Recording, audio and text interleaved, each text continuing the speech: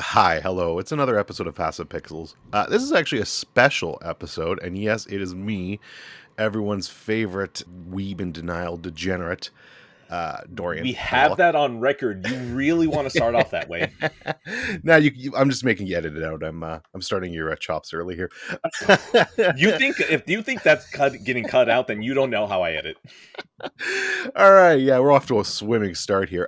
You know what? Let's not even talk about what we're fucking here for you. Let's just introduce who we're here with. As you've already heard, we're here with Ed, the founder, president, and CEO of Passive Pixels. No, Ed. I'm only Oh, right, COO. Janet Jr. right. Jr. is still CEO. She took the power away from me, and honestly, it's up to her. She's the one with the debt now. I always forget that.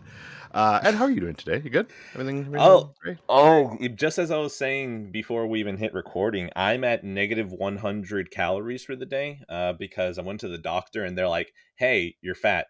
Which is funny because they called me not long ago. They're like, yeah, your blood's good. You're just fat. And I was like, oh, well, okay, I might have to actually change shit now. So, no, the answer is how am I doing? No, no. I had Pringles. That's 110 calories. I'm at 290 calories for the day, and I bike ride, and that burned 400. So we're at negative 100 right now. So if I get angry, understandable, completely Ed, understandable. that's fantastic. I'm glad to hear all that. I hope you get less fat soon. I hope so too, We're man. also we're also here with the man, the myth, the legend, Sean Mason. Sean, how are you, sir? I'm doing well. Thank you for having me. I really love this podcast, so I'm I'm really sorry. excited for this episode. Yeah, we Sean, I'm apologize. not gonna lie. Every time that you say that you like the show, I feel really bad because I'm always thinking the show could be better, and then you're like, "It's great. I'm enjoying it." I'm like, "Crap, man! If this is already good to Sean, then like, what happens when it actually becomes good to me?" Well, then the universe just implodes. So I don't know. Actually, that I don't- that makes sense. If I'm ever yeah, satisfied, the universe exploding immediately after would be perfect. It'd be like, "Oh, yeah. cool. Well, I don't even get to enjoy it." All right, so why are we here today? I mean, you probably read the title and you already know, but why are we here today? Well, we are here to discuss a little movie called Waves. This is the third film by director Trey Edward Schultz.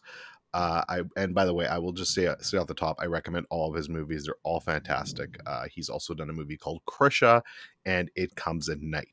This was his latest effort, though. This was in 2019, starring Kelvin Harrison Jr., Taylor Russell, Sterling K. Brown, Lucas Hedges, Alexa Demi.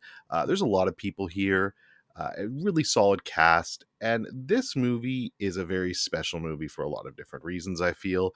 I found out about this movie thanks to Passive Pixels in general. Ed badgered me to watch this I movie for a please while. don't attribute it to passive pixels. Please say it was me instead because I That's don't true. want to let I don't want any positivity associated with wow, passive pixels gave me waves. Like no, I can't.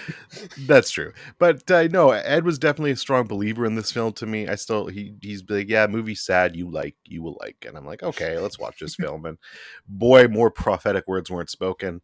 And then Mr. Sean Mason, I don't know if this was on your radar at all, but I remember you did ask for a list of movies to watch. Was it us that told you about Waves, or did you know about this before? I didn't know about it at all, and then I was looking at your letterbox list of your favorite films, and I was just looking, and I saw this movie Waves, and I was like, "Oh, that's interesting." So I clicked it.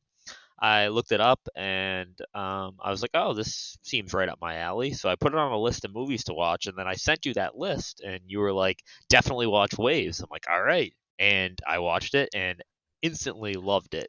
And since then, I've watched it two more times. I actually watched it again Ooh. last night. Awesome movie, loved it. Now that's I love to hear that. And I figured that, yeah, I figured that we had talked to you a bit about that. I know you DM me that list, and I was like, yeah, you got to watch Waves, man. I really need to hear your thoughts on that. So I'm glad you did, and I'm glad you liked it. Ed, what's your history with the movie? I don't even know how you first stumbled across this. So the way that I end up finding most of these random indie movies is usually because of Screen Junkies, the people who make the honest trailers on YouTube. But by extension, it was more of one of the guys who's no longer there, but he split off and is doing his own YouTube thing, Dan Merle. Dan Merle is the person who also gave me Sing Street, and I think in his review for Waves, or I don't remember if it was a review for Waves or maybe it was on their SJU live show.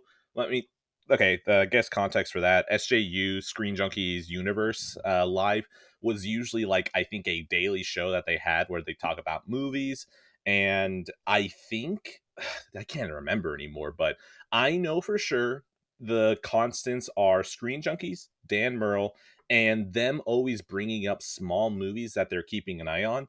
And either it was him or someone else that talked about this movie, and they were talking about how, oh man, it may either been that, or it may have been that the topic was small indie movies this year that you probably haven't seen. And they mentioned Waves, and they talked about, I think honestly, the sadness is what brought me to it. And I think they talked about how there was a huge shift in the movie and how it was something where you thought, oh, that's not going to work. And then you get to the end, you're like, oh, wow, that worked even better than I thought it would. So that's really how I end up pulling most of these movies. It ends up being either Screen Junkies, it ends up being Dan Merle, or a third train, which is a YouTube channel that technically no longer is named this, but I don't want to call it its new name because the new name would make you think that they're not putting out good content, which is Cinefix. And these people were, I think, then purchased out by IGN. So now IGN Movies and TV on YouTube is what Cinefix used to be. And their top 10 lists are incredible and usually the best way that I find random movies. So, hell, maybe in Screen Junkies, maybe it was Dan Merle, maybe it was Cinefix. I don't know, but I've given you a good amount of YouTube videos to be able to find the pipeline of where I find these movies now. That's great. Yeah, you've talked a lot about them in the past, especially Cinefix, and I do want to start watching their content at some point. Dude, They look which, by the way, they dropped a new video that I haven't got to watch, which is how biopics distill, adapt, and distort reality. And all I know is that I am 9 minutes in that one, and I'm pretty sure when I'm done, I will share that video on the Discord because it's a good one where it's like, oh, I like this, and it's also pointing me to like, oh, I should watch that. Like right now, they're talking about Malcolm X when I stopped watching the movie. It's like, oh yeah, Denzel was in that. I should watch that. So yeah, no, dude, Cinefix and Screen Junkies and Dan Merle, all three of those are always putting movies on my radar that I never would have, stopped to think about again. Yeah, I just love that somebody could actually be bought by IGN and still retain some sort of Yeah. creativity and independent freedom. So that's nice because it sounds like they're still putting out good content. So good for them, Oh if yeah. nothing else. Okay, so I figured the best way, as always, so this is going to be a full-on spoiler cast, so spoilers, if you haven't seen the movie, obviously, you're going to duck out in a minute here because you don't want to spoil it for yourself. I really wouldn't. Oh shit, I haven't seen it yet. Bye bye. This you almost didn't watch it, rewatch in time. We just got you at the very end there. Look, I'm telling you right now, I have it on in my other monitor and I'm watching it as we go. Let's go. Perfect. It'll just be a little bit delayed with your thoughts, no problem. No, but yeah, so before we just dive fully into spoilers, I just kind of wanted to do some very surface level thoughts, just general things you want to say about, if you, obviously, I think we're all very positive on the movie, I think that, but just if you wanted to say anything before we start diving deep and gritty. So Sean, let's start with you. Is there anything you wanted to say? Just that the movie goes, you can slowly see like the downfall of like the main character right from Tyler, right from the beginning of the movie, slowly spiraling out of control, and that is really like compelling to me, and just like watching it happen slowly and as the viewer, like, oh, this is not going to end well for him. This is not going to end well, and it's just so sad to see that happen. But then the effects after that it has on the family are what really hits you. And it's one of those movies that makes you feel, and it was awesome. Yeah, no, absolutely. That's a great point. And it really does, it affects you so profoundly in so many different ways. And I want to talk more about that, but that'll be diving into spoilers. So Ed, yourself, you rewatched it, I think, for your second time, right?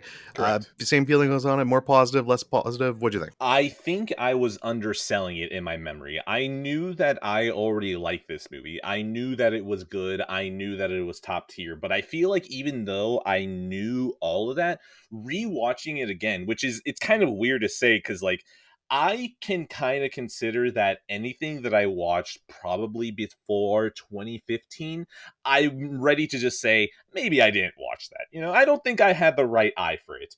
But it's weird thinking that that feeling of me feeling like I know what a good movie is has only exponentially grown, like from like 2015 to now on, that even watching this movie in probably 2019, 2020, I don't really remember when I watched it anymore, but the fact that it feels like even just a small gap of 2 or 3 years feels like, oh, I am picking up so much more in this movie than I watched it initially. Which, to be fair to myself, was that I didn't watch this in an ideal scenario.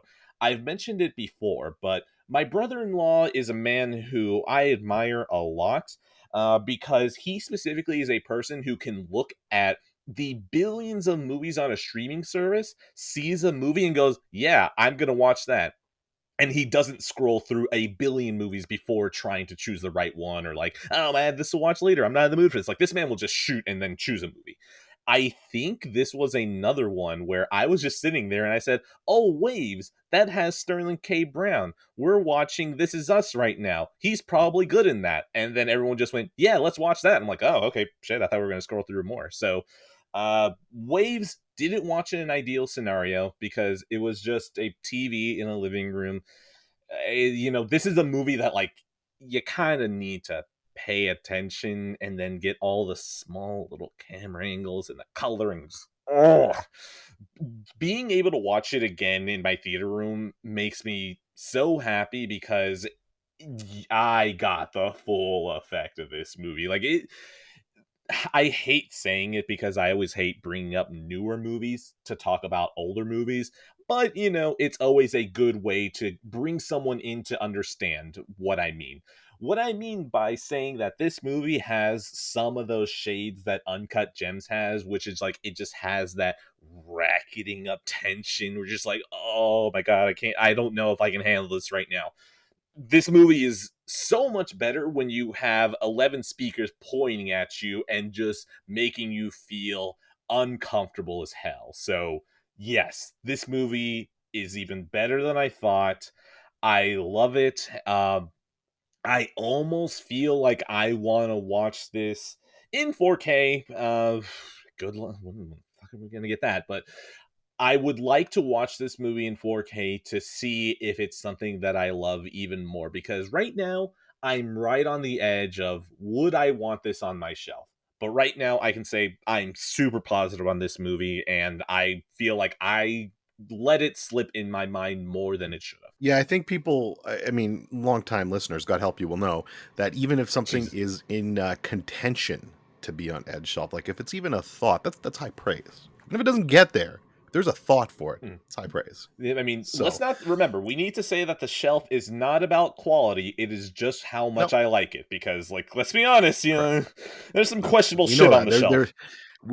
if we were just taking quality only, then Edge Shelf would have a big problem in certain areas. Let's put it that way. Dude, that'd be dumping so many movies I already like. It's like, oh man, Speed Racer, can't have this in there. Whoop. All right, so I'll just talk briefly now. Yeah, so Ed obviously got me to watch this. Instantly fell in love with this movie. My rewatch did nothing to change that, just affirm that this movie's incredible. I love your comparison to Uncut Gems. I'm going to dive into that more later, but I totally agree with that. Also, funny enough, it came out the same year as Uncut Gems. Like, A24 had Uncut Gems, The Lighthouse, and Waves in the same fucking year, and not one of those movies got nominated for an Oscar. Hold on. You bring this up, and it's something that I just remembered. When I was watching Waves yesterday, my wife just walks in and she's like, "You're watching this shit again?" And then I just had to remind myself that she knows when she sees the A24 logo, it's like, I need to get out of here. Oh man, that's funny. Yeah, but no, this movie's absolutely incredible. Please, if you have not seen this, please stop this podcast. I mean, you should stop the podcast either way. But Correct. if you have not, if you have not seen this, definitely stop this. Watch this movie first because you'll get so much more enjoyment out of it. So yeah, from this point on, everything is going to be some sort of spoiler. We're gonna go somewhat deep into it, so here we go. And I think the best way to do this, unlike the Batman one where we kind of went more character based, and obviously we'll still talk about the characters here, this movie's a lot more plot based too. So, and the easiest way I think to divide this movie is literally in half, because we have Yeah. two very distinct and different halves of this movie. The first half is basically taking your heart, breaking it, crushing it into a billion little fucking pieces, and making you feel like a pile of shit. And then the second half is slowly repairing you, healing you, and letting you feel that life is worth living again. Let's talk about the first half of this movie, shall we? Boys, who wants to start? I can start. Go right So ahead, right Sean. away when it opens up, it's like basically a montage of like Tyler's like everything about his daily life, like the day in the life of Tyler. He's working out, he's doing the workout around the track, he's lifting weights, he's driving to school, and that instant montage just kind of brings you in and says like, okay, this is what a day in the life of his life looks like. He's at school, and you can tell right away that he has his love interest, and right away in my mind I was like, all right, so he's in high school, he has a little love interest, so like what's the deal here? What's going to happen between these two characters? And it makes you really want to know what's going to happen. And then when he comes home, you see the family dynamics where you can already tell right away that his father is a little too hard on him, like Oh, right man. away, like just the way he's acting towards him, the way he's like talking to him, asking him questions. You can tell right away that his father is just that overbearing father that kind He's the of, hard ass. yeah, puts his dreams onto you. Okay. I actually didn't take it that way. I didn't actually ever think that Ronald, I think was his name. Or I might just call him Sterling K. Brown, because honestly that's just how I saw him the entire time. It's Ronald Williams. Ronald Williams, okay. I'm probably still gonna call him Sterling K. Brown Yeah, because that's I'm gonna fine. remember that more often. Anyways, I never read it like that. So let's get this out of the way, because I know at some point we'll probably bring it up. It's stupid how people think that this movie was way more racial than it actually is, right? Yeah, Yeah. the fact that this has the controversy on Letterboxd and by people is really fucking stupid. This the fact that I guess people are just upset that maybe Wait, because it's a so white director doing this we should movie. explain. We should Yeah, explain what yeah. it is. No, that's the thing. I was teeing you up. I don't know exactly what it is. Well, okay, no, that's fine. As far as I know, it's basically just the fact that a white director is basically showing the family dynamics between a black family, and then of course, well, I mean, we're already in spoilers now. At the very end of the first half, of course, we've got the main character Tyler basically killing his girlfriend in a fit of rage, jealous rage. And there was controversy over that. Just, of course, the black guy's got to kill and all that shit. And Wow, it's cool. They such didn't a, watch the movie. yeah, it's just such a reductive way to look at a piece of film. And you're looking at it through a lens where you're trying to be offended and upset. And if you honestly believe something like this, then just, I don't know what to tell you, man, but you're wrong.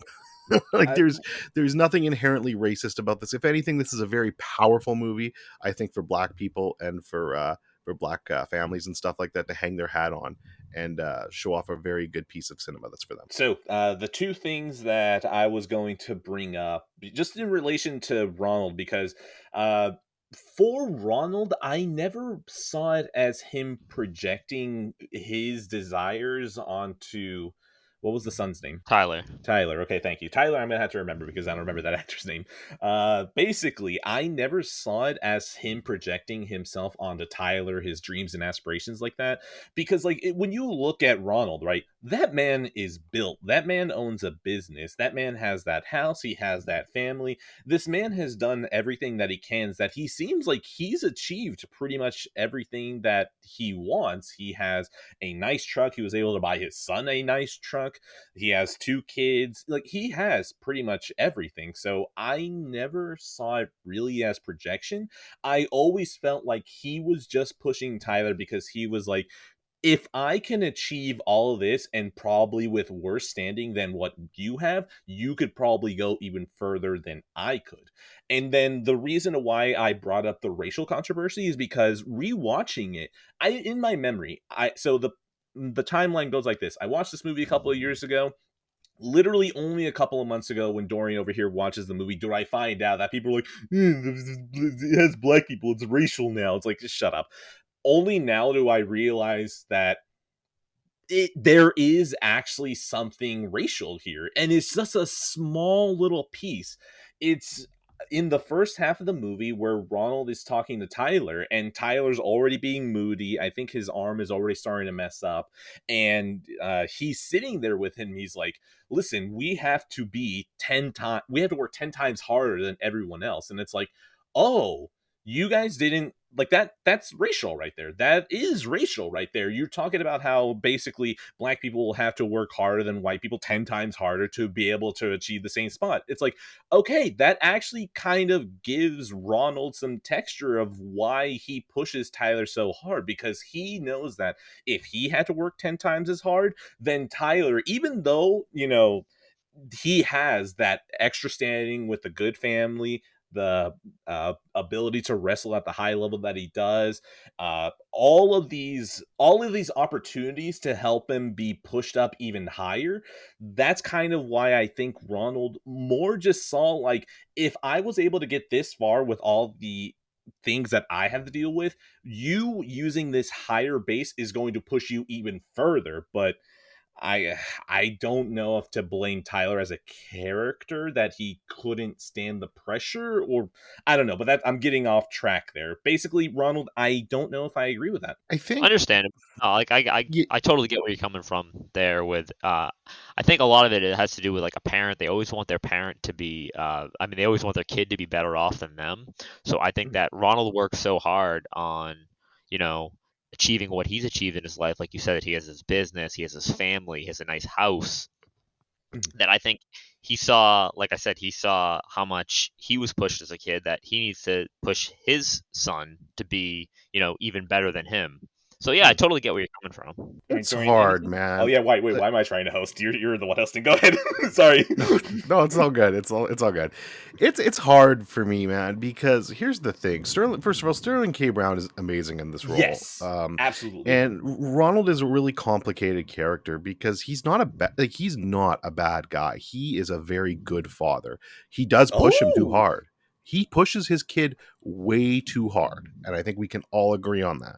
But I don't think he's a bad dad. He's just trying to do the best he can to give his kid the best life possible. And I don't think anything he says is inherently wrong. In a lot of places, black people do have to work 10 times harder. yeah, He's not wrong in saying that to his son. yeah, He's just trying to push his kid as hard as he can so that he has the same work ethic that he has. The problem is he doesn't stop enough to see the signs that something's off, because the yeah, signs are there. The signs are very much there that Tyler's not all there, and he's dealing with this injury, and he's dealing with this stress, he's dealing with this pressure, and oh wait, fuck, my girlfriend's pregnant now. Hello, let's introduce that to the plot. His girlfriend, played by his name is Alexis Lopez in this. She is basically she's in what's that show? Euphoria. Euphoria, right? Yeah, she's in Euphoria as well. Similar kind of character, funny enough. So they're playing the same character, except one's a bitch and one's not. That's true. That's true. Yeah. So we introduce her into the mix now, and her dad, and there's even tension with his dad, and that, like, oh, I don't know if you're man enough to have a relationship yet. You might need to stop seeing her. Oh well. Oh, she's actually pregnant now, and you want to keep the baby. Oh, so it's just pressure after pressure after pressure building for this poor kid, and it's expertly seen. Let's talk about some of the cinematography in this movie for a second, because Oh my as the pressure builds, we get the aspect ratio basically God. beginning to shrink. And I've never seen a movie do that I so love it. effectively like this one. It is so well done. Did you notice that your first watch, Sean? I'm curious. Yeah, I did. I noticed that, like, anytime the pressure started to build, like you had said, like it would zone in on Tyler. It would zoom in. You could feel the emotion coming from him. Like, you'd almost like sense it coming right from his skin. You could almost, like I said, you could almost like see it, just how tense it was. I do want to jump back very quickly. I hate, Hattie, that you mentioned Ronald being a good dad, because that was actually one of the notes that I wrote. Like, that was one that I wanted to bring up way later. So I want to revisit that. Just not yet. Sure. Yeah, we could definitely bring that up later. Oh yeah. I literally have two other notes besides that. Like I was like, I'm watching this movie. I just want to soak it in.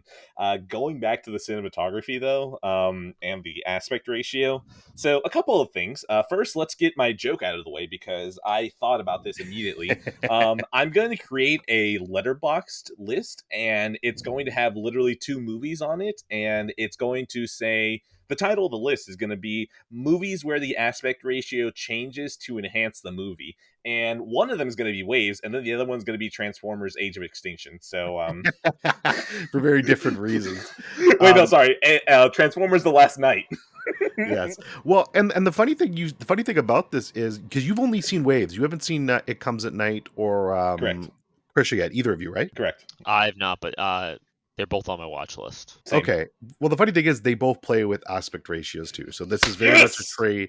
This is very much a Trey Edward Schultz director trait at this point. I think dope. it's something he enjoys doing. So Oh, I love it. Oh my god. yeah, he likes Watching playing with this that stuff. movie the first time with my sister-in-law, her husband, and then my wife, and I remember the scene where I didn't even notice the first aspect ratio change whenever Tyler wakes up Yeah, in the bathtub.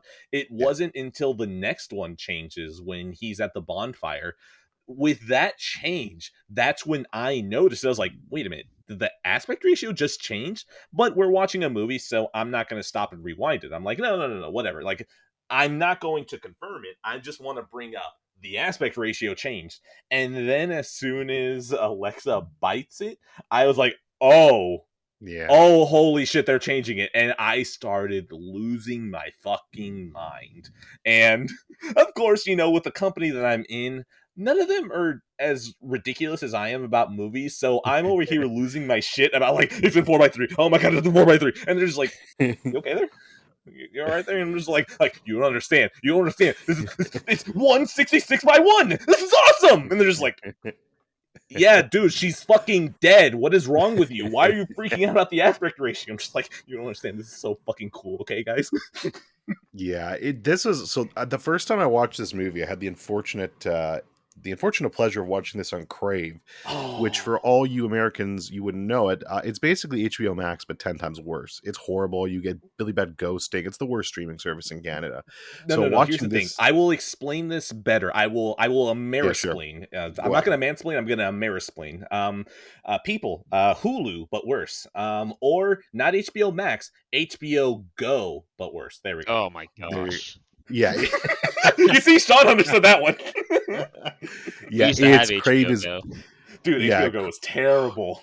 Crave is bad. I cannot stress how bad it is. So my rewatch, I got to watch it on a pristine Blu-ray and a very nice transfer quality Blu-ray too. So it was night and day. I was like, oh my god, this is so much better. And yes, a 4K for this film would be absolutely lovely.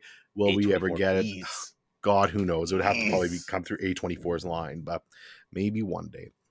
All right. So I'm just trying to think what else we haven't touched on for the first half. Is there anything else you guys wanted to talk about specifically? We kind of touched on the girlfriend a little bit. Oh, one thing I did want to mention, and then you guys can. No, we didn't touch the girlfriend. Well, we touched That was Tyler. We Tyler. just So said that she was touch about pregnant and then she yeah. So the dies. girlfriend's pregnant. She wants to keep her. She wants to keep her. Keep the baby. Basically, she decides, which leads to a whole thing. But the scene at the abortion clinic Oh, I was just specifically. about Oh, to bring that up. Oh, Yeah, that's a powerful scene. And if you want to talk about racial, we do get a little bit of racial tension that in this one. part Oh. as well too.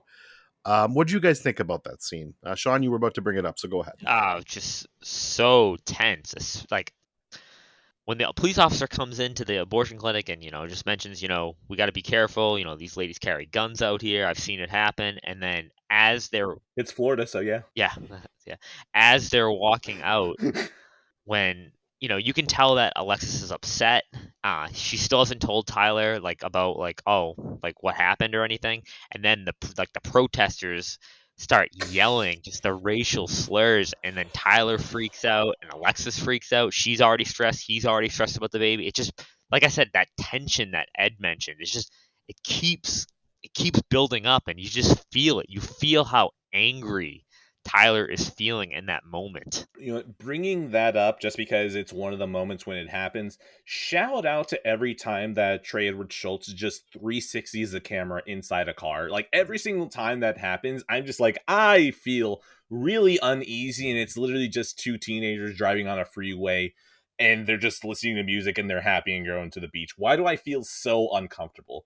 But yeah, seriously, if you ever hear anyone throw out a hard R N bomb, that person does not care about their lives. Please distance yourself from them, because you might be collateral damage at that point. Yeah, absolutely. And I think that scene just goes to show you how just how like the Tyler's it just I feel like it gives you more Tyler's mindset and just how he's melting down here and how everything's kind of coming crashing down around him and there's so much stress, and then he's got that, and then his girlfriend really shortly after that's like, no, I didn't get rid of the kid, and they get into a huge fight. What I find most frustrating about this first half, and like I mean in a good way, like I love this movie. What I find most frustrating is all that needed to really happen was just it was an honest conversation, I feel, with him and his father at some point. If they could have just sat down Yeah. and had an honest one-on-one conversation when all this shit was coming to a head, it wouldn't have ended like this. And we'll get to the ending in a second there. But it just wouldn't have ended so badly.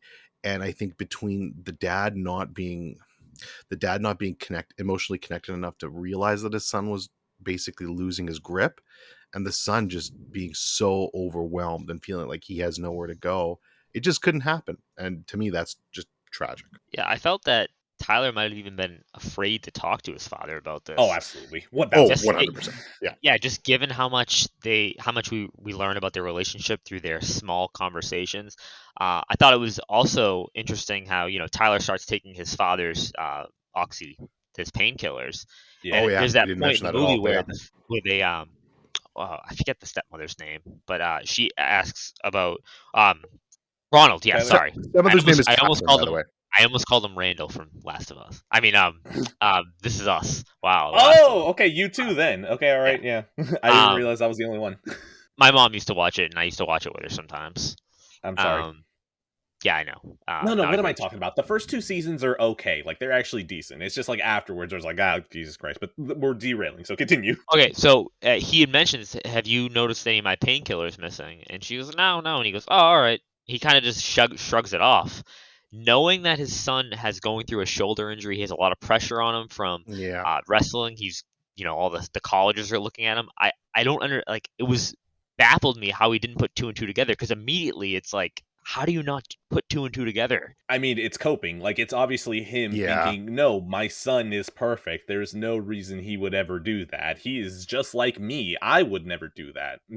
Like, honestly, okay, you know what? I might just bring it up now. I thought I could hold on to it, but it's very hard for me to get around it. No, like, that's the thing, because I didn't want to bring up the Randall thing, is he a good dad or not, until later on. You know, I was thinking that maybe we would just go through the movie, but no, it's really hard for me to speak without saying this. I think Ronald's a bad dad. He means very well. He has tried very hard, but he is, I think, a bad dad, because if there's one thing I started paying attention to, which is whenever the movie is in full frame, right? So here's the thing.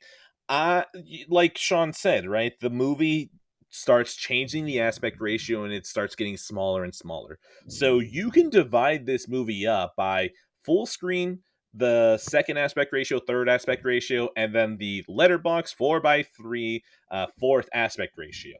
And the first one is when Ronald shows up the most. He is there, he is present, but it isn't until the third aspect ratio that you barely get to see him. This man checks out so hard after Tyler loses, and that single shot of Tyler sitting down, of already like just like in pain, not really crying, but then when he sees, I was about to say Randall, screw it, Ronald Randall Sterling K. Brown, I apologize if I use them interchangeably moving forward. Ronald being all the way at the end and just having the most dad judgmental stare you could imagine. This is something that pops up in your nightmares if you have daddy issues, of him just looking at him and then just turns his head away. Like, I don't want to look at my failure of a son. And then that's the moment that Tyler breaks. It's one of those things that at the end of the movie, when the stepmom's like, "You're not here. Where were you?" Yes, he literally was not there. This man sees his son lose and then he checks out. And pretty much it feels like the next time that there is a moment where he matters again is when Tyler goes and, breaks out, is drunk, drives, all of that, and he gets pushed down, and then he doesn't get back up to fight to get his drunk son to not drive.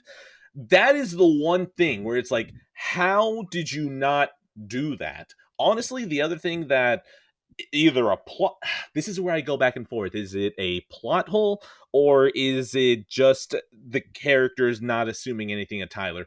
How the fuck do you send your son to the doctor and you don't go to find out what's wrong with him, that you have to find out after the fact? How the fuck does this doctor trust Tyler, the one who's sitting there and is just like, so I can wait until the end of the season, right? Yeah, I'm not going to lose my arm or anything. Like, that's the one thing where I don't know if I have a problem with the story or if it's the characters themselves, but I'm getting derailed there. But yeah, I don't think Ronald is a good dad, because when it mattered the most, he wasn't there. And that's what parents are. Parents are supposed to be there at the worst moments, to be there to be able to help you out. Or if you're such a good parent, your kid will never have a bad problem because you've created a scenario around them that shields them from bad problems. So yeah, I can't stand here and say that Ronald is a good dad. I think he is a bad dad, and that's the thing. I hate saying that because this man has done so much for his kids, but when it mattered the most, he failed. I can't say he's a good dad when you failed this badly. My take on them not knowing about him going to the doctors is, well, depending on his age, if Tyler was 18, technically the doctor couldn't tell his Shit, you're parents right. He is without 18. Tyler's consent because he's Yeah. technically an adult. Yeah, well, we don't know. We just know he's a senior. We don't know if Okay, he's so 18. at least because of Alexia, which I once again I'm gonna use her name interchangeably. Whoops, Alexia's 18. I don't know. I just kind of could see them just being the same age. It Yeah. feels like it'd be a plot point if for some reason he were younger. So Yeah, I think definitely. I think that's so. That's a lot you said, and just to unpack a yeah, part of that. sorry. No, it's okay. No, it's fine. I legit, like, again, the dad should probably be more clued in. I'm not excusing him of that, but I don't. I think he went to the doctor without any of them knowing. I think the doctor wouldn't have to say shit, and I think he just decided to obviously keep that a secret so he could keep playing and not disappoint his father.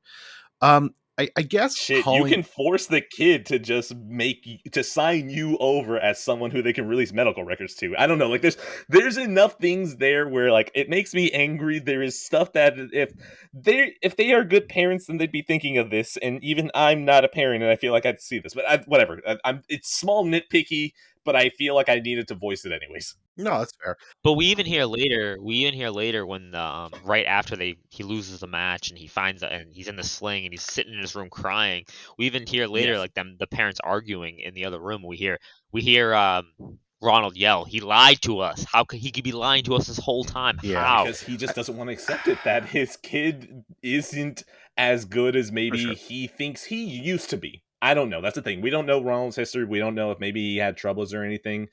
But yeah, I don't know. Maybe he just can't accept that because him and Tyler are so similar. Well, I would never, so he wouldn't. Yeah, I think here's where I land on this, and then I'm gonna push the conversation forward, unless you guys want to really bounce back on it. But I think you've got a line here basically between being a bad dad and being a good dad, a passable dad, and I think Ronald is right on the middle of that line.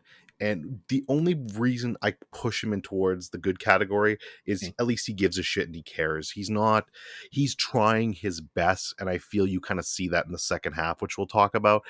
And I feel like although he makes a shit ton of mistakes, and I would never call him a great dad, obviously the situations that led to this wouldn't have happened if he was a great dad, but at least he fucking cares. And that's kind of where, if he was a bad dad, I just don't think he would have been present at all. Like, I just don't think there would have been any sort of effort there. I don't think he would have cared at the least. And obviously, yeah, at the very end, he makes more mistakes. He's just pissed at his son at this point for lying to him in the entire time. And he's just basically trying to punish him for that. But I don't know. It's a tough situation, and I don't know if there's I don't know if there's an easy answer to it. Let's put it that way. Sean, I'm curious, where do you land on this? Good or bad? I think it's a gray situation. I think you can be good in sometimes, you can be bad other times. I think it really depends on the situation. I mean, life is not black and white; it's gray. And I think he does a great job at instilling like good values in his son. I know he obviously we see the bad side of Tyler, but he presents like he is giving his children the opportunity that he wants them to have. So I think from that perspective, he's a good father. But also at the same time, he ignored clear signs that his son was struggling, and from that perspective, I could see that being a bad parent.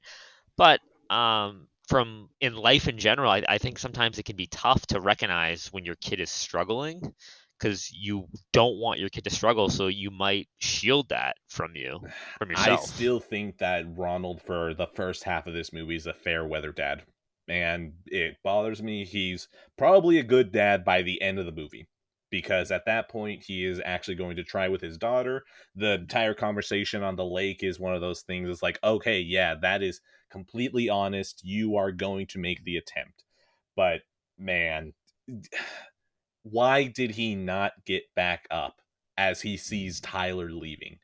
You can hear your wife screaming, "Are you drunk?" And you let this man walk out of your house with car keys. You get pushed and you don't even get back up. Why do you have all that muscle if you're not even using it? Oh, it just, that actually does get mad, but not even like in a writing way. I think it gets me mad from like a character standpoint of like, just, you could have stopped this. But then again, that leads us to the lake scene, and once again, we'll get there. If you guys really want to see bad parenting, watch Daddy Longlegs, and that's where Oh, I'll end. okay, but that's like, okay, look. On the spectrum of bad dads, Ronald is like right below the line of like bad. Of like, yeah, you provided your kids with as much as you can. The problem is you're just emotionally distant. But like, I'm pretty sure Daddy Longlegs is all the way at the bottom. Look, I just wanted an excuse to shout out Daddy Longlegs. That's all it is. It's Never from the seen that Safdie movie. brothers, and it's very Uncut Gems and vibe, very tense, and oh my god, what the fuck are you doing at times? So if you like that sort of thing, you'll have a good. Yeah, All right, definitely I'll one add to it check to out. the watch list. Okay, It never so I think ends. we're good. So basically, we end the first half, obviously, with the tragic incident of Tyler killing his girlfriend. They're arguing. Basically, he just loses control in this little basement area, pushes her down. She smacks her head against the concrete. She is dead. He is basically sentenced to life in prison at this point. He is done. I think he got eligibility for parole and something, they say. I don't remember Like after entirely. 30 years. 25 year Yeah, there you parole go. for So 25 years. he is yeah. eligible at some point, but it's basically for all intents and purposes the rest of his adult life. And that is the end of the first half. We are left broken. We are feeling like shit. I remember going on the Discord and saying, if the second half of this movie is as sad as the first, I will probably kill myself. Is it as sad? Yes, at times, but it's a very different type of second half in the movie. This is the time for us to heal. And this is where we really get to know the character of Emily, who's played by Taylor Russell. She's obviously in the first half of the movie, not as much, but you see her there. She's trying to be the supportive sister for the brother, and obviously she can see that things are going downhill for him, but obviously she's just the young sister. She really can't do much about this. And this is the part of the movie where she has the time to shine. We get to meet Lucas Hedges here, whose character Luke basically becomes a love interest for her. And yeah, so let's start talking about the second half here. Sean, Ed, whichever one of you want to go, let's take it somewhere. I think you can see how broken Emily is from what happened with her brother, specifically because when we go back to that night that he killed his girlfriend, she was there. She saw him walking towards Alexis and going into that room alone. And from earlier in the movie, in the first half, when the bathtub scene, when she's hugging him and she can tell that something's wrong, something's off. And I think right there, she knew that something was totally wrong. And I think she blames herself. She kind of blames herself for not. Oh no, she totally does. She totally Yeah. does. Like that's right there at the lake scene at the Yeah. end. And you could just tell how broken she is and how upset she was that she didn't do anything. And but what I love is that when she starts seeing Luke, you can just see her slowly coming back, slowly smiling again, slowly becoming almost human again. She's no longer just a And zombie the just going aspect through the ratio starts motions. opening up And even wider and wider. I love it. Yep. Oh my god, I love the aspect ratio so much. Yeah, the aspect ratio really is, again, a tool that he uses well here. And you start opening up and we start seeing the healing process live in person. Obviously, we get Emily's perspective on all of this. And let's just jump right to it, man. I want to talk about that scene with her and her dad. Because that scene, to me, is maybe one of my favorites in the entire movie. And it's just so well done. It basically just starts with Ronald asking, his daughter, "Are you okay?" because of everything that's happened, right? And she's like, "Yeah, no, I'm fine, but are you okay?" And he's not. He's not at all. And he just breaks down because his relationship with his are they married, by the way? They are married, right? Yes. Yeah, okay. The yeah, they're relationship with his married. Yeah. wife is basically broken at this point. Like they don't love each other anymore. And she's just distracted and gone because she thinks he was a terrible father. She's in your camp, Ed, for sure. And I mean, he he did though. He did. she does, yeah. Yeah, she blames She him. blames him. She's like, Yeah, we even get that in that scene where she yeah. No, yells at you pushed him. she completely You blames him, pushed him which too I hard. think he does deserve some of the blame. He's not absolved in any scenario in my mind, but of course, he did not kill that poor girl. But yeah, no, she fully blames him, and he's just, he doesn't know what to do because he can't for once in his life he can't control anything. His son's gone for basically ever. His wife doesn't love him anymore. That relationship is over. And all he has left is his daughter, who he's probably never had the strongest relationship with. And I it's mean, just a there is no very relationship. I mean, there is like no yeah. the diner scene at the beginning of the movie when they go there and they're like, "Hey, yeah, Emily, you're going to go to your brother's thing," and she's like, "No, no, no, I have stuff." And they're like, "What? You have a life, honey? Don't you realize that Tyler's the main character? You're gonna have to go to his thing. I'm so sorry." So, like, yes, of course, That's like the last thing like a high school age girl wants to do is go to yeah. their brother's like sporting event. Yeah, no, absolutely. And it's just Wait, but Sean, yeah, are you that's talking from why experience? Yeah, I am actually. Yeah. Oh, My sister definitely did not want to go to my sporting I'm event. we have sorry. I first-hand had to. I experience, had folks. to. We can confirm that here live on Passive Pixels. Perfect. I'm so glad we're doing investigative journalism. But yeah, so but that's no, but that's Sean, that's because you're perfect. Like that's why. that's true. That's true. No, it's not that. I'm not perfect. No one's perfect. No Doubt. one but Sean Mason. Continue. Doubt. Continue. Don't let him talk. All right. That scene, though, speaking of perfect, that scene is just perfect to me. I just think it's a great scene. It makes me cry every single time. So if you want to touch on that scene, please. Yes, the lake scene. Yes. Okay. Sean, I will let you handle this if you want. Yeah, that lake scene was totally just like heart throbbing. You just see that Ronald just comes out and he basically lays it all out there how he's feeling. He's talking about how sad he basically is. He didn't really ever have anyone to talk to. Like, I'm shocked that the whole family wasn't going to therapy. But apparently this was basically a therapy session for him, and it really goes to show how much it affected him. And I think he finally understands that he needs to have a relationship with his daughter Emily, and this is where it starts. Like, listen, this is gonna be us now. We're gonna have a nice relationship. I mean, it even starts they're going fishing. I'm sorry, that was a pun. This is gonna be us now. I'm sorry, I had to. Oh my gosh, I didn't even realize it. Anyways, by the way, just to bring it up because I already brought that up. It is very funny seeing Sterling K. Brown play what is basically a perfect dad on This Is Us, and then playing a supremely flawed dad here. And how either way you're like, yeah, I can still use it as a dad though. Like he would still be a dad I would accept. The lake house scene. Just because I love how she is ready to keep that same guard up. Emily is ready to just, hey, how are you? And she just goes, I'm being fine. And then Ronald, he's like, oh, no, no, no, no, no, no. I realize what you're trying to do. I guess I'll be the one that set the cadence. Yeah, I'm not doing too well. And this man, I don't remember if it's a thing that's actually reflected, but I think they cut back to Emily, or there's like a movement from her that makes you go, "Wait a minute. Did Ronald just admit that he's not doing fine?"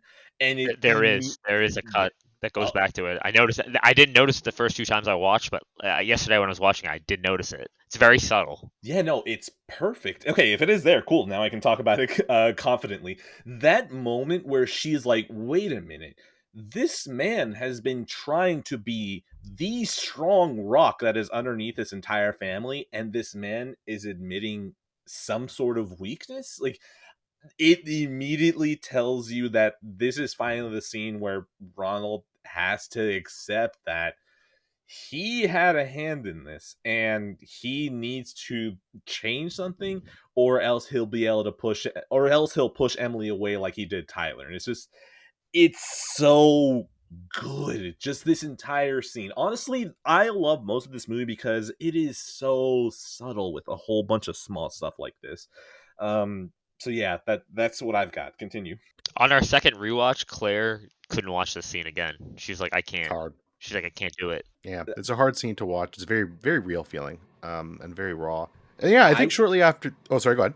Oh no, sorry. So what I was gonna say is the moments that I have in this movie where it just gets a little too real, I think it's whenever the drive out of the abortion clinic where the camera is sitting back there and it's sitting not close enough to where you could be sitting in the middle of them, but imagine you're in a back seat and leaning forward to have your head close enough to where they're yelling. That's the scene where I'm like, this is a little too real. Um, the other one, I want to say is the argument that they have, the stepmom and Ronald have, where she's like, you're not here," and you even have it transition over from Emily being able to hear it in another couple of rooms. That one felt very much, oh no, mommy and daddy are fighting again, and it's like, fuck, this is real, and it's such a testament to this movie that it can pull that off very well. Also, I'm just Yeah, mentioning this because I don't want to forget it.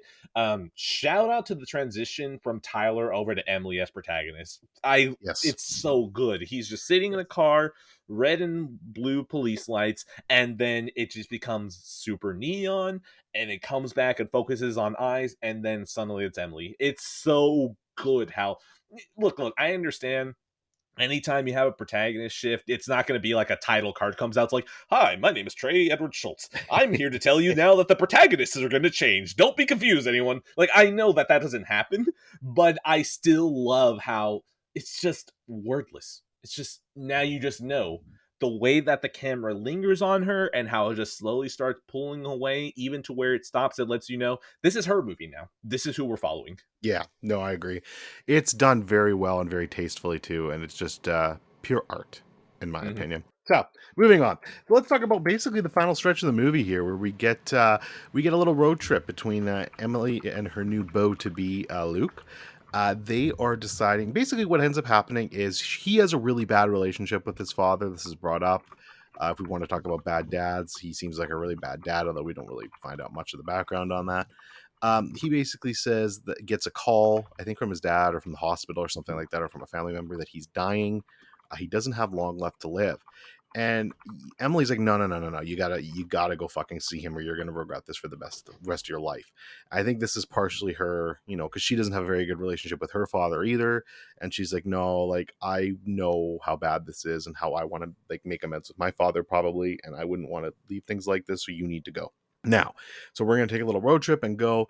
And yeah, this is kind of the climax of the movie where we see just a person at the end of their life and them caring for him.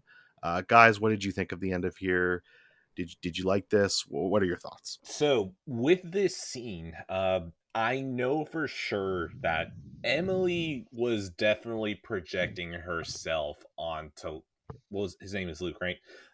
Yeah. Yeah, okay. So with Luke, I know for sure that she was thinking about probably stuff that is unsaid with her mom, because she's talked about how her mom has been dead. And I know that that probably colored her a little bit of like, no, no, no, your dad is dying. You should at least try to get couple of words left if you can to him. Not even for his sake, for your own sake, so you don't end up regretting it later for any reason. And then that probably has to color the fact that she's already had that close brush of death. Going back to the first half, the fact that she's at, well, it's prom, right? Whatever, we're just gonna call it prom. The fact that she's at prom and she talks to Alexa in the bathroom, and they actually have a good rapport at that point. Like, they've been, Alexa's been broken up with Tyler for like what, I don't even know. We don't really have a time frame, but they've been broken up for what seems like a certain amount of time now. And the fact that Alexa is still willing to talk to Emily, and the fact that she's willing to like even help her put on lip gloss, it's like, oh, she even maybe has like a tighter connection of like, I was just talking to this girl maybe like an hour or two ago, and now she's just dead. So I know that Emily has this thing probably now with death between her mom and between Alexa, where she's just like, uh there's, you need to get done what you can before something ends up happening to them and you lose your chance forever. Yeah, no, exactly. Sean, what did you think here of our finale of the two lovebirds helping a man at Yeah, the end of his very life? similar to what Ed was saying. I think it's a point, it's a projection. She's, telling Tyler. I mean, I'm telling Luke, like, you need to do this. Like, you will never have this opportunity again, and you need to. And I think that she feels like she didn't have that opportunity. There's also a specific moment right after his father ends up passing away, where she's holding Luke, and it's very much like the night she was holding Tyler in the Yeah, they bathtub. even flash it. And I can't remember. Pardon? No, I was saying they even flash it. Yeah, okay, that's what I couldn't remember if they flashed it. But yeah, they flash back, and it's almost like it comes around, and it just shows that, like, she's kind of accepted what's happened, and she's like, all right, this is, I'm not that she's okay with it, but she's accepted that it's happened, and it's time to, I have to move on from what happened with Tyler. But it just shows how much she's grown in this, amount of time, that she's there to console Luke and help him through his difficult time. Whereas when she was going through her difficult time, Luke helped her. Reminding myself of the lake scene, right? So Emily, as soon as they bring up Tyler, she just has this unbridled anger to her and this anguish where she's like, why would he do that? My brother is a monster. I hate him. Why would he do this to me? Like, it's one of those things that, like, you hear it in her voice that she's just so desperate to try to understand what he did, and she just casts him out completely from her heart. Like, she's like, I don't want to think about him. I am an only child. This man did something unspeakable, unforgivable, and I don't ever want to think of him again. And it isn't until she has that moment with Luke where she's holding him and consoling him, she has this kind of reminding moment that he was probably having problems too. I fucking hate saying that because I don't exactly want to forgive the dude who one decked his girlfriend and killed her. So, I don't want to try and humanize him too much, but she is reminded of the love that she had for him at some point, and how she may never forgive him, but she can at least accept to some degree that he was someone that she used to care for, even if that reality where she can care for him might never come back. And it's so it's so good. Yeah, it's pretty incredible what they end up doing there. I feel like I feel I don't even know how to say it. It's just the way that this movie in particular just manages to capture some of these people's lowest points of their lives. Like, it's not going to get worse for most of these people here in Oh this yeah, in yeah, this yeah. movie from what we see. All Like, uphill from here. it's all uphill from here. We're at the very bottom of the barrel here for everyone, and how it manages to do that, but then yet at the end of the movie, at the very, very end of the movie, you still kind of have a smile on your face and you're feeling a little bit more positive. I was. Maybe I'm crazy. But by the end of this movie, I was like, I don't feel like killing myself. Well, I mean, I always feel like killing myself, but I don't feel because of this movie, I don't particularly feel like killing myself anymore. Like, holy shit, Trey Edward Schultz, you genius. How did you do that? And it's just like I said, it's the tale of two halves of a movie, and how you have your heart broken and then how it puts it back together. And I think it's just incredibly unique how it's shot and how it's done, and it's just completely brilliant in my mind. So I loved it, and I loved all of that, and it's a very special movie to me now. So I'm glad you guys got to experience and enjoy it. I guess from now, I always get to call dibs on that one. yeah, you do. That one's an Ed pick for sure. So I know, Sean, you took a bunch of notes. Ed, you didn't take so many. But is there anything that we're really missing that we forgot to cover that you wanted to mention? I mean, there's a lot to it. I mean, we haven't even talked about the soundtrack. I was just about to bring up the Okay, so soundtrack. please, Sean, Oh my dive into some of your gosh. notes. What are we missing here? Let's talk about the Oh my. soundtrack first. So the beach scene, the beach party scene when Tyler is just like totally drunk and they're smoking. Dick get big as Yes, the when Tower. the Kendrick Lamar song comes on, oh my gosh. I was like, that was the point where I'm like, all right, the soundtrack is insane. And the way they incorporate the music into the scenes too, the music is so loud that it's almost like it's not difficult to hear them speaking, but it's almost like it's supposed to it sets the mood of the scene. It's a party atmosphere. I love the soundtrack.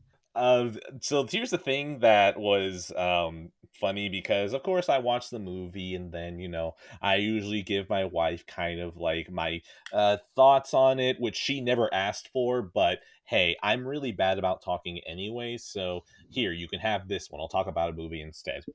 By that, I'm okay. I realize the irony of having a podcast and saying I'm bad at talking. I mean, hey, what was your day like? It's like, well, I sat at my desk and then I left.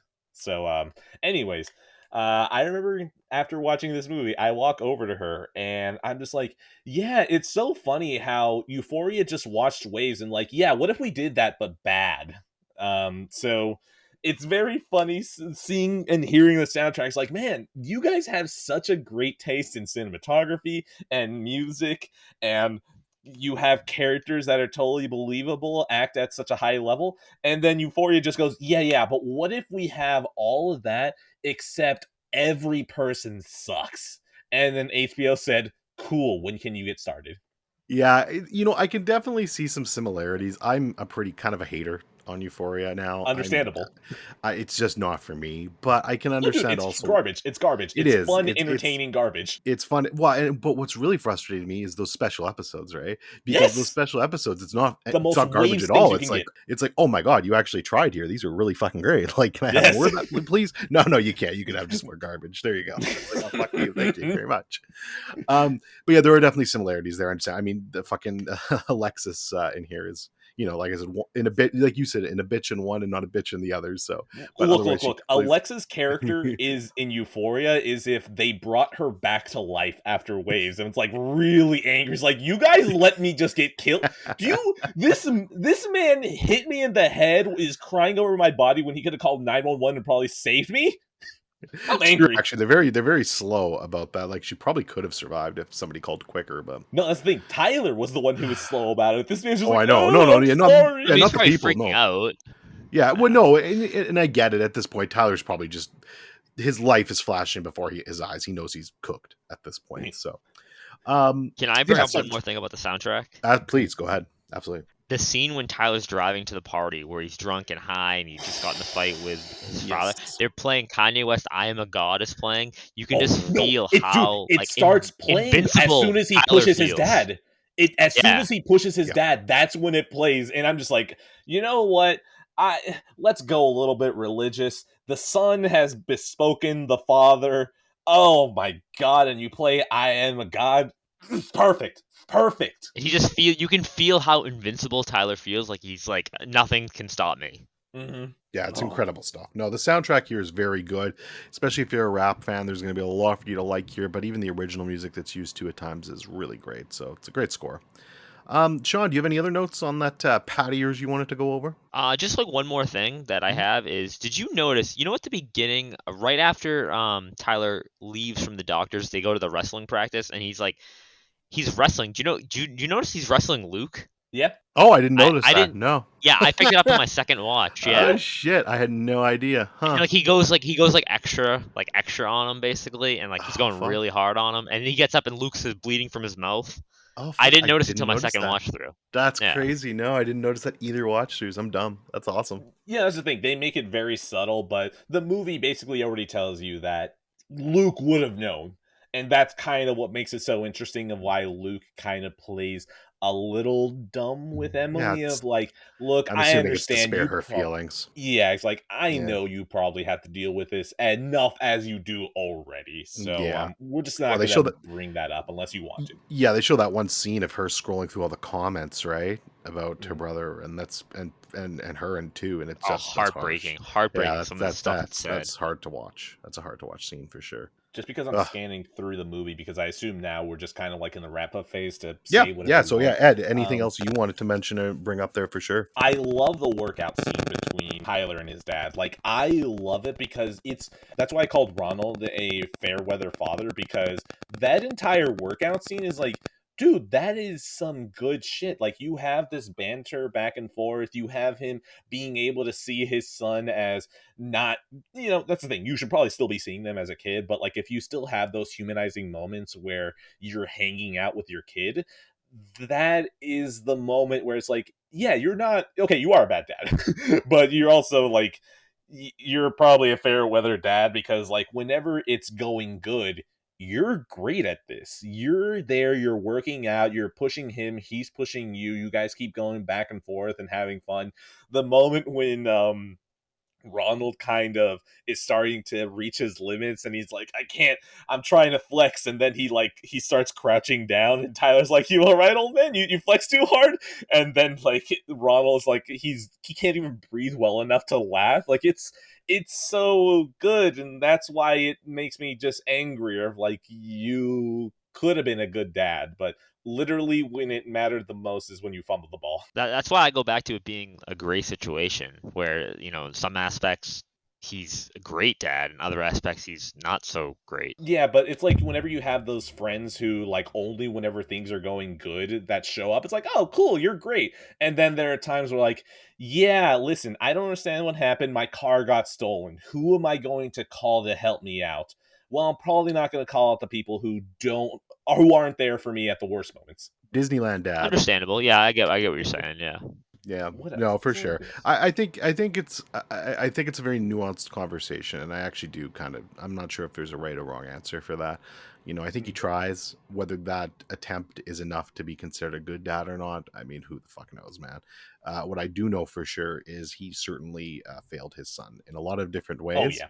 and that's why, and that's the end of the day. And you hope, and I think we don't see the ending, we don't know for sure what happens in the future with these people, but you hope he learns from that situation and can find some comfort in that, Oh, and they become a become family. and I, yeah, I feel become confident saying I, that. and I feel that too. But just be there for Emily. You fucked up with Tyler. That's done. That's never, you can never fix that. But you've still got one kid who's there who needs your love and support. So take care of them. And I'm pretty confident that they do that at the end too. At least that's what I like to feel, because I don't want to be depressed for that long. So one thing I Yeah. do want to bring up cinematography wise, I love how Tyler's entire thing is just like neon soaked, and it's just his entire section is just so hyper colored, and then you get to Emily and it's suddenly looks normal. And it's like, man, that Yeah. uh, I don't really know what it is. I might go up my ass on this one, so stop me if it seems like I'm digging too far. But honestly, it just sort of feels like it becomes something where it's like how Tyler sees his world, where it seems super heightened and super emotional, and everything is on the edge, and everything is like, this is the most important thing that's going on right now in my life. Like, I feel like it is a good indication of how Tyler sees his world. Am I going too far up, or should I No, even go further? no, I think you're right there. Honestly, like that Okay. just seems like that seems very again, especially having seen Mr. Schultz's other movies.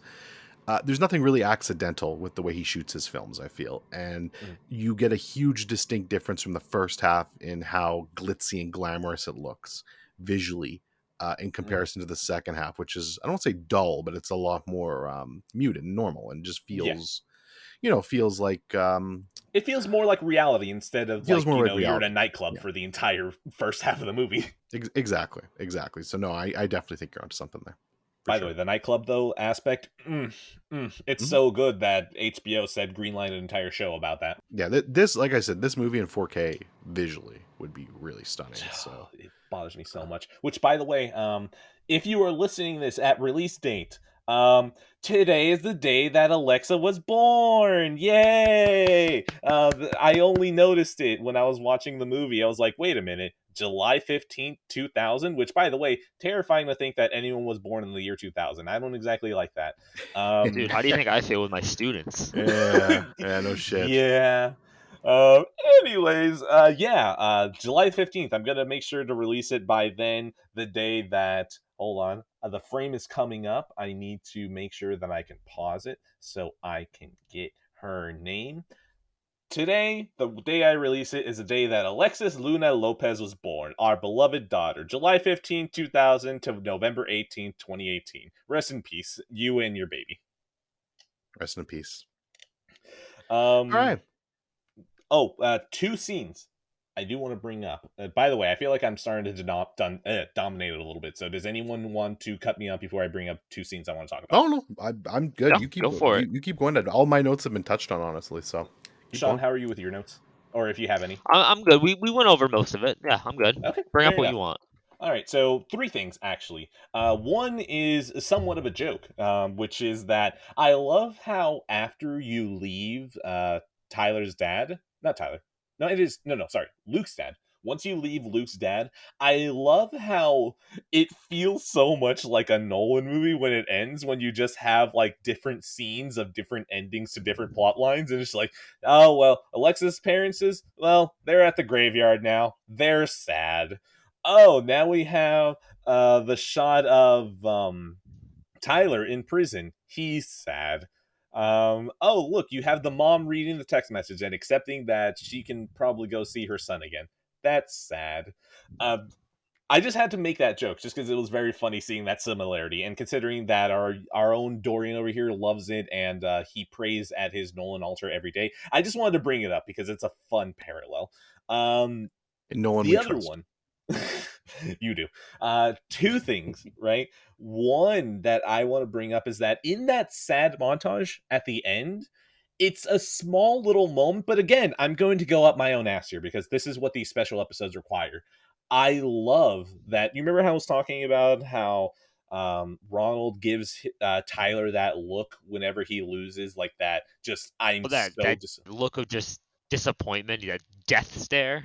no, not even a death stare. It's just like, because Ronald has just been so angry for most of this movie, it is the most I'm not mad, I'm disappointed stare that he can muster up.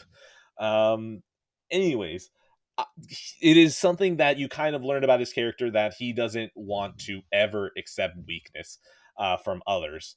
They have a cat that, which, by the way, Tyler being like, get that Michael J.S. Fox cat out of here. I Oh yeah. way too good, honestly. That was like, oh man, that was so the cat has problems. It's funny because I remember watching it and seeing that scene and just being like, wow, that's funny. What was the point of that? But then at the end of the movie, Ronald goes up and he sees the cat, and then he goes up to pet it.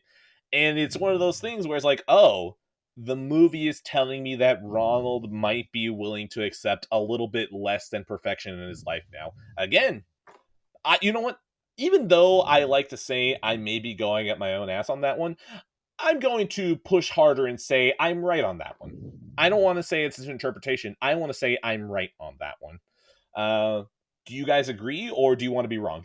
I No, agree no, completely with you. I think you're right, because otherwise that scene really serves nothing other than being kind of funny. Which, Mhm. I mean, it is funny at the time, and I think that's good. I think Trey always puts a little bit of humor in his stuff, but all of his stuff usually serves a better purpose. So no, I think you're definitely spot on with that one. Immediately after that is where he looks at Tyler's bedroom and then walks in and he finds his wife in there and they both sit there. They don't say a word. He holds her hand and that's it. And that is also why I'm convinced now that this is all about why after this entire movie they will become a family because all the pieces are there. Emily's not ready to give up. The mom is ready to go visit Tyler in prison. Ronald is there willing to sit in a room to be reminded of his son, who he rightfully probably still deems a failure, and is ready to probably accept the grieving that he hasn't been able to let himself feel because he doesn't ever want to accept that there may have been a failure, not only with himself, but with Tyler. So that entire thing of them just him walking in the room, sitting there, it's him finally being able to accept the grief of that he fucked up. And I love it. It's just here I go again explaining shit and then just saying and then ending it with yeah, I like that. That was was that after she sent the big text message? Yes. Yeah, okay, yeah. No, I agree then. Yeah, I think that's just basically, you're right. They're just saying, hey, everything's gonna be okay. Right? Like Mhm. they're worried about, like, they had obviously hadn't heard from her, so they're fucking freaking out now. And that actually probably honestly maybe even ends up probably bringing them together a little bit there too. Just their shared concern for their daughter. They get that text message. She's okay. She's coming home. Everything's fine.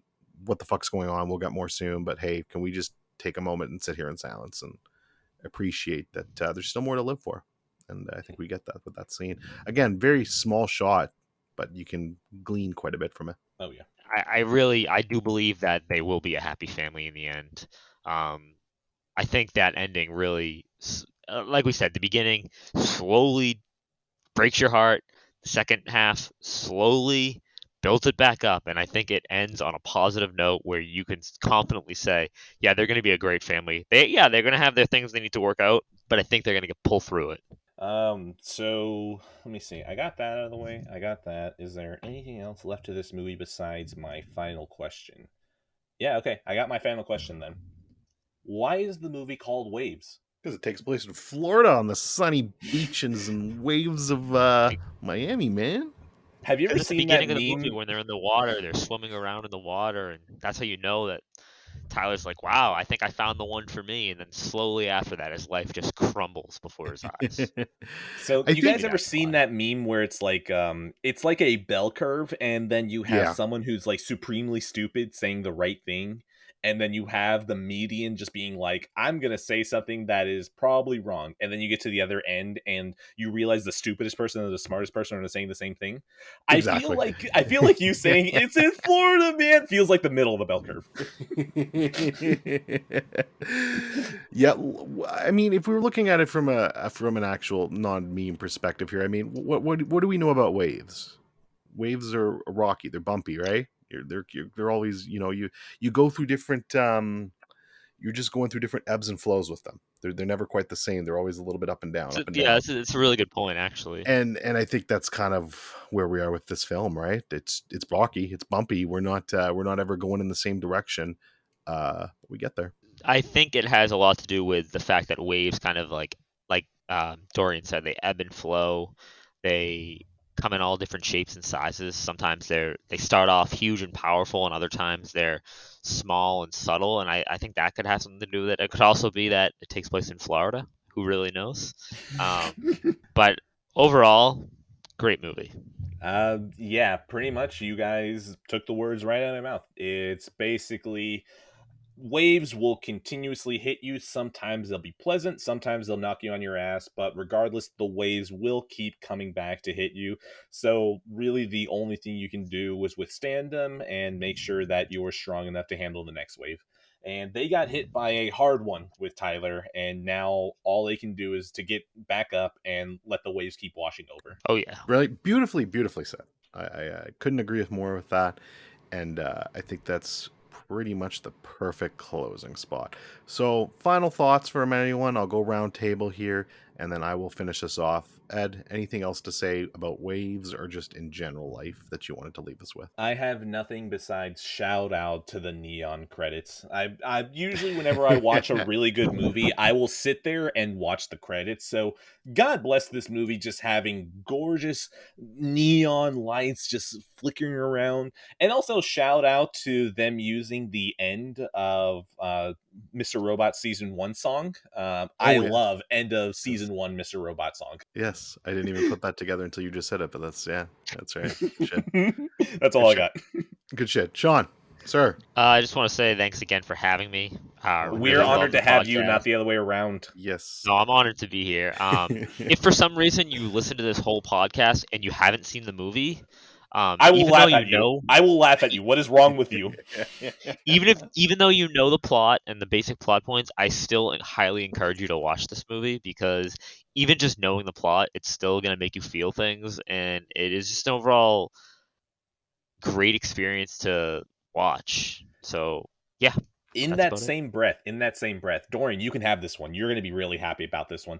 A certain other A24 movie that I've watched, on a second watch was boring to me. So, shout out to Waves on a second viewing being even better. So, even if you somehow got this far and you've heard us spoil literally everything, you can still watch this and probably enjoy it. Can you cough again? I missed that cough the first time. Oh, okay. Sorry. I should probably drinking my water. You know how I get whenever I'm below negative 100 calories for the day. So what I was trying to say, I hope you got it that time. God damn it, I didn't. Now I'm curious, but I'll have to look at my A24 rankings later. I'll probably figure it out from that. I'm sure. Oh wait. Oh, you actually didn't hear what I said? No, I didn't. I can't hear what you're saying. Ex Machina. Oh, Ex Machina, right? That's why I said okay. that I was giving you this one because I know you very much enjoy it. Yes, yeah, I appreciate the Ex Machina is mid crowd. We're few. But I'm not about mid. I'm not going to go with that. It's just on a second watch. I hear what you're saying. Actually, watching that for the first time this Sunday. Well, that should be interesting, Sean. I can't wait to hear your thoughts. And, it was my dad's pick for this Sunday. All right. Very, very interesting. Post Sunday dinner movie. Oof, oh God, one. Nothing better. No doubt. All right, well, I'll finish this off here. Waves is a phenomenal film. It is in my top. Man, I don't know. I'm blanking on where I have it, but it's definitely in my top 30. I know that now. And it could rise further after some more repeated viewings. I love this movie. It's my third favorite movie of 2019, which was a slaughterhouse of a year. There's so much incredible stuff there. And I mean, it's behind Uncut Gems and The Lighthouse, which are just two seminal movies for me. So I can't even take anything away from it. What a year for A24 in general. And just an incredible film. I mean, it's very easy to recommend this film to a lot of different people. It's tough. It's not an easy watch at times, but I think you'll get a lot out of it if you give it a shot and go in with an open mind. And just get ready for a unique experience because Trey Edward Schultz is a unique director, what he does with his cinematography and what he does with some of the filming, and you get some really cool shit out of it. So I think you'll enjoy it if you give it a watch, and definitely check it out. So I'd like to thank once again Ed and Sean for being here. It was great having you specifically, Sean. Please come on the show more often. You're the beacon of light in an otherwise depressed show. If it's going to be a podcast being hosted by the two of us, we already know it's going to spiral. So, God bless Sean Mason for being our one beacon through this darkness. Absolutely. God bless you, Sean. You guys are too kind. Like I said, I'm just happy to be here. I'm honored to be here. I love this podcast. So the problem is that to imply saying that Sean is too kind, that means that he is being too kind instead of just being the right amount. And we know that Sean has never messed up. No, there's no there's no too kind allowed, unfortunately. Not from Mr. Sean Mason. At least you and me, Dorian, maybe it's like it becomes a certain moment where it becomes really suspect. It's like you want something, don't you? Oh no, for sure. We're just cunts. So yeah, you know what? End card. Just end card. Hey, look at you. You got to the end of the episode. From episode 0 to the day that I finally get lazy and cancel the show. A big thank you to Joey Rawlings for providing the perfect name for the show. Be sure to always give him thanks either out loud as you're listening to this, or you can just send him a thank you tweet at boogeyman117 _ That's boogeyman117, IE instead of Y, double O. Be sure that it's an underscore, not a dash, 117.